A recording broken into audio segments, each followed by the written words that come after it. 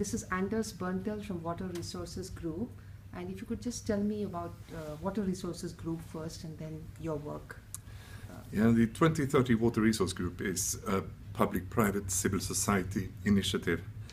And it was initiated originally by a number of companies, in particular in the food and beverage industry, who realized the vulnerability of not only their own companies, but also wider economies when it comes to the water challenges that we are facing, both water scarcity and water quality.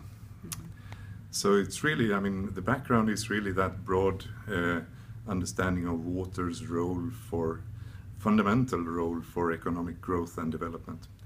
And a number of public and private and civil society organizations have come together at global level to establish this and enable us to work. But then what we do is to work in specific countries.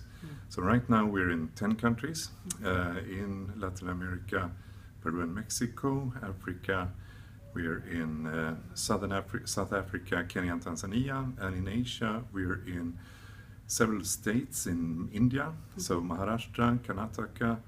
We have an engagement with the Ganga cleanup with the federal government, and also now most recently with the state of Uttar Pradesh.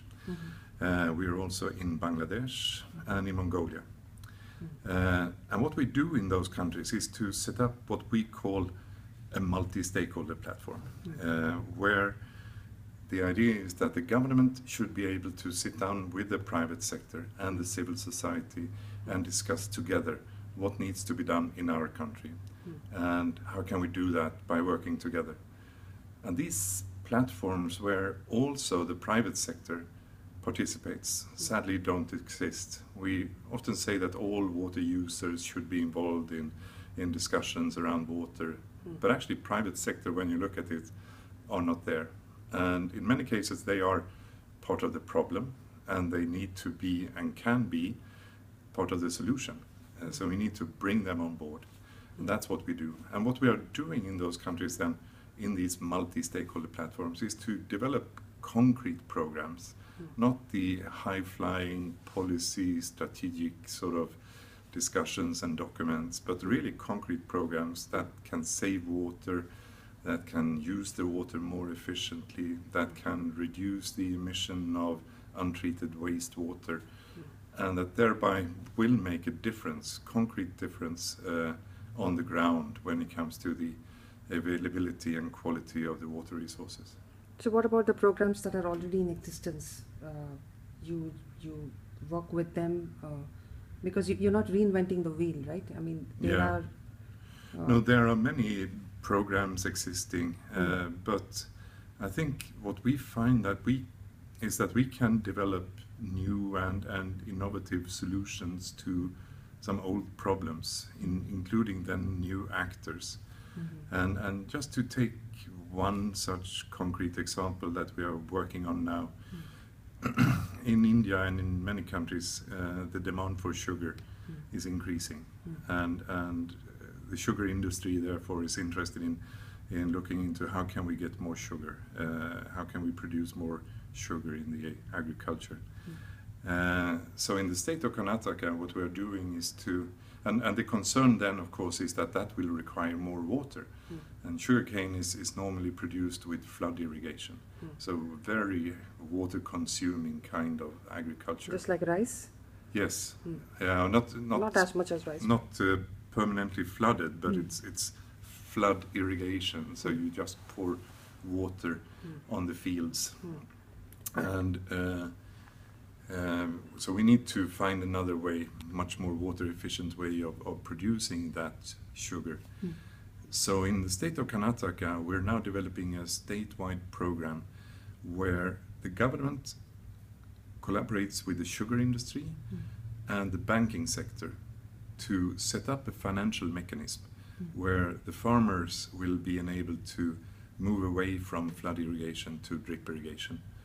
And the benefit of this is that the farmer will increase their yield because of the increased productivity, and thereby selling that to the sugar industry and get more income. increase their livelihoods, etc. So you're actually substituting flood irrigation with drip irrigation? Yes, we are. Or are going to do now. Great. We're going to set up this mechanism now that will do this.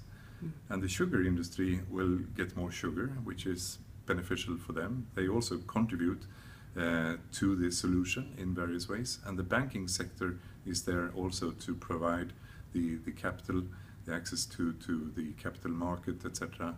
But all of them are actually benefiting, while at the same time as we reduce the abstraction of water from the river.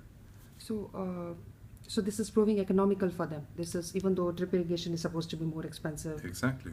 Okay. But the farmers will gain economically quite substantially, and there are figures that they will increase their productivity with 50-70%. Okay. And so, how much of an area are you going to work with there? This is a statewide program in Karnataka.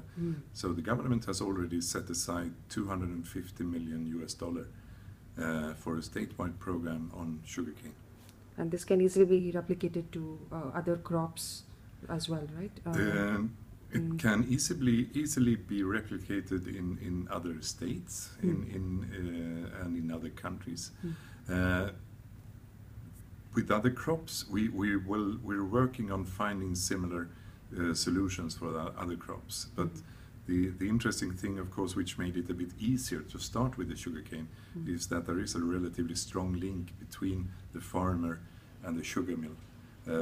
So we need to find a similar kind of linkages for other crops.